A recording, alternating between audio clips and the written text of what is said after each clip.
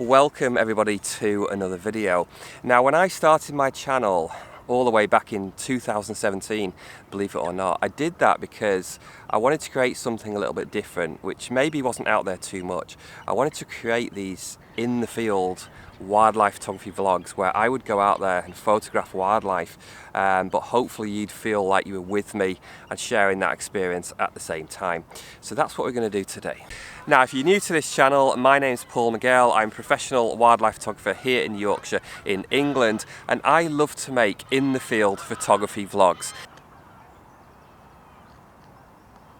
So I know this is a good location for birds, mostly for the water birds, for ducks, for geese, for swans. I've set myself up here right on the edge, really simple. Got my little folding seat, which I sometimes use.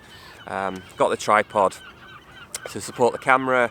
Obviously I don't have to hold any weight, I can stay here easily for a long time. What I've done as well, you'll see there's quite a big patch of tall reeds to my right. So I set up so I'm just kind of almost against that, and that's just giving me a little bit of cover. And to the left there's some shorter reeds as well, so it's almost like a bit of a window here.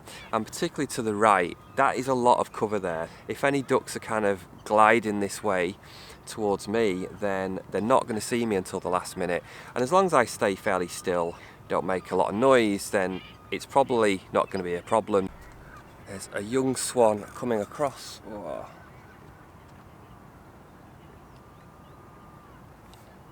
Beautiful. Beautiful. Oh. I've got reflection. Oh, it's preening. I'm going to go for vertical to try and get the neck.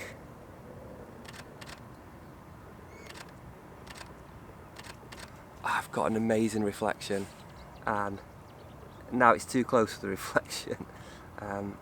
Oh, it's right in front of me now, this swan. Oh, fantastic.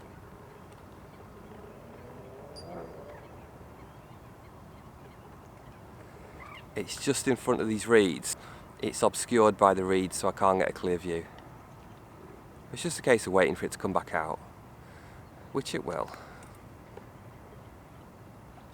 It's moved a bit over to the left now, and it's just in the shadow of this patch of reeds that's to my left. So the bird's pretty much in total shade, so that means I'm overexposing a little bit to make sure my exposure is bright enough. So I'm going around +1 at the moment.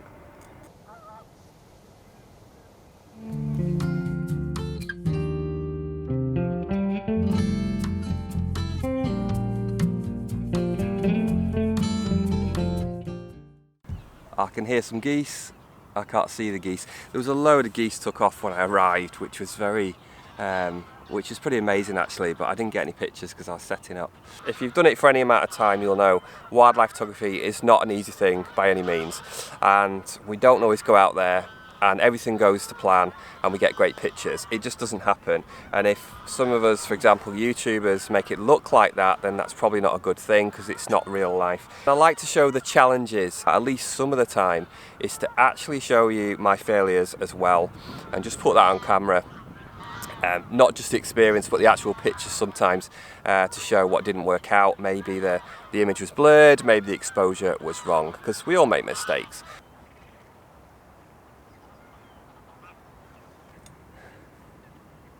Oh, some Gadwall, is it? Yeah, Gadwall.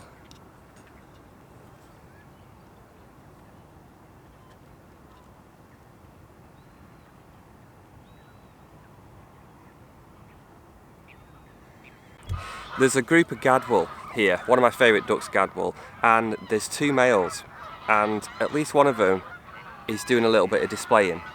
So I'm trying to keep an eye on the one that seems to be doing the most displaying and stay on him. They kind of raise up and throw the head back. It's quite a typical duck display behaviour. They sort of show the breast and the head goes back. So I'm trying to stay on the one that looks the most active. Whoa.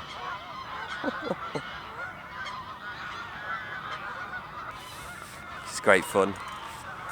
The Gadwall are doing a lot of displaying and I'm managing to get it, which is fantastic. And the light is pretty good.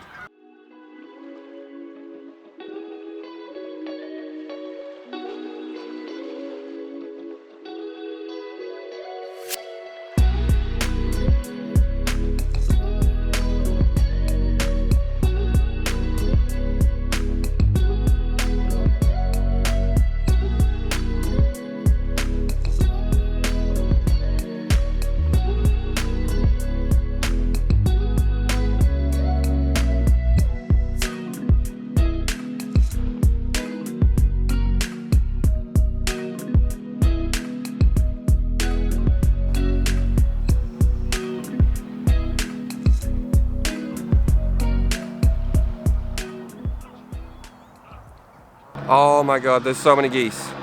Oh my goodness, can you hear? The noise is insane.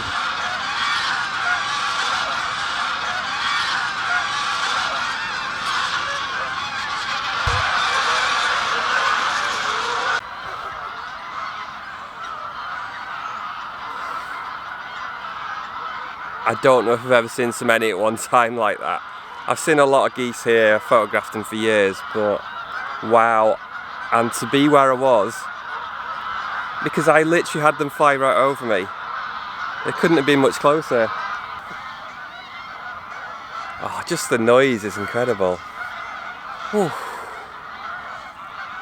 That was special, that was really special. And again, sometimes it's just being in one place. You know, and I think because I was lower down, because I'm usually stood up here, because I was lower down, I just don't think they noticed me as much, so they came like straight, they took a straight route that they wanted to take and didn't detour, I think.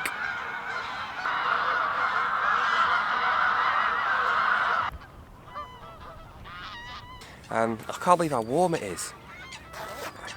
It's crazy warm. When I arrived, the car said it was about 13 degrees, that was about 7:30, so better than being cold. I'm having to change my exposure a bit. So if I'm shooting these Gadwall at the moment, kind of towards the water where the water's reflecting, I'm actually overexposing a little bit because I don't want it to come out too dark. But if I'm photographing an adult swan, which is obviously pure white, then I'm actually doing the opposite. There's also a darker background over there as well, so that's making it brighter. So I'm actually underexposing in that situation. So I'm going around -1 if I'm just photographing the swan. I don't do this nearly enough, which is just to literally set myself up in one place where there's wildlife around and just simply wait and see what happens. I've heard a kingfisher 3, 4, 5 times since I've been here and seen a kingfisher twice. So that's really good. But getting a picture of them is a different matter. I don't know if you heard that knee crack on camera. I certainly did. I get some lovely messages as well on my channel, and sometimes people who, you know, maybe can't get out for different reasons, and I know that there's a few people in that situation where for health reasons, maybe it's physical disabilities or maybe it's more anxiety or mental health, and they're just not able to get out as they'd like to, but they love nature. And if my videos kind of help people have that experience, I know it's not the same, but if it helps people to have that experience, then that's great. I don't know why I'm getting so emotional today.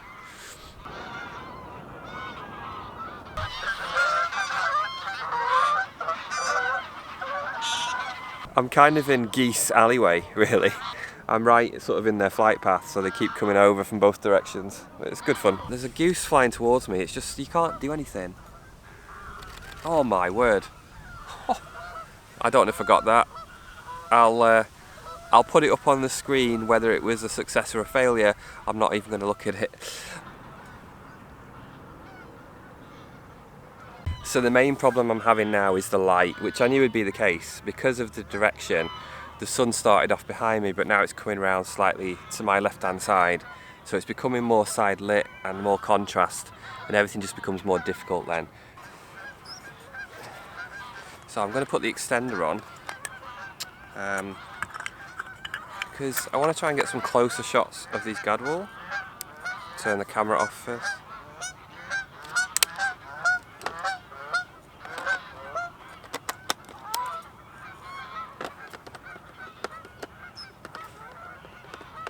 Why can't I get it on? There we go.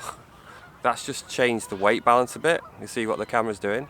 Because it's now heavier at this end. So I just need to shift it forward a bit.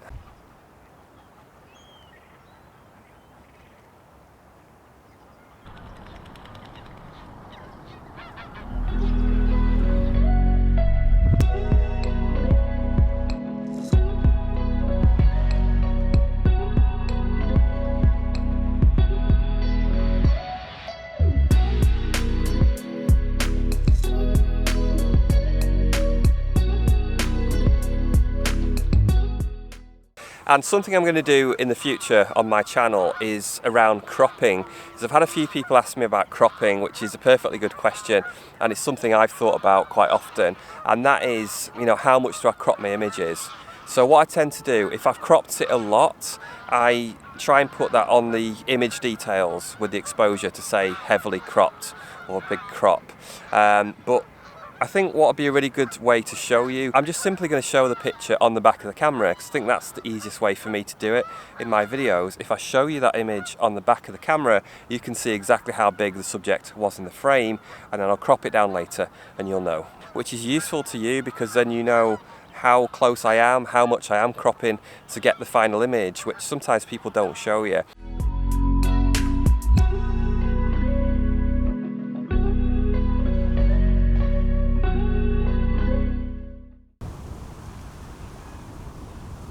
And the wind is starting to get up now, so it was really quite calm earlier on, which I always want for the water birds really, and now you can just see the wind starting to get up, see the ripples come in, so nothing's going to look as good really. Well, moving forward, yes, I will still be making a few tutorials for sure and a few other things, but the vlogs is really what I want to concentrate on, and just trying to film that as it happens and be, you know, be as true as I can to me and to you, the viewer, as well. The best thing you can do if you really do like this channel is just click the subscribe button, because it sends a massive message to YouTube that's basically saying, I want to see more of this person, I want to see more of this content, and I'll see you somewhere in nature sometime soon.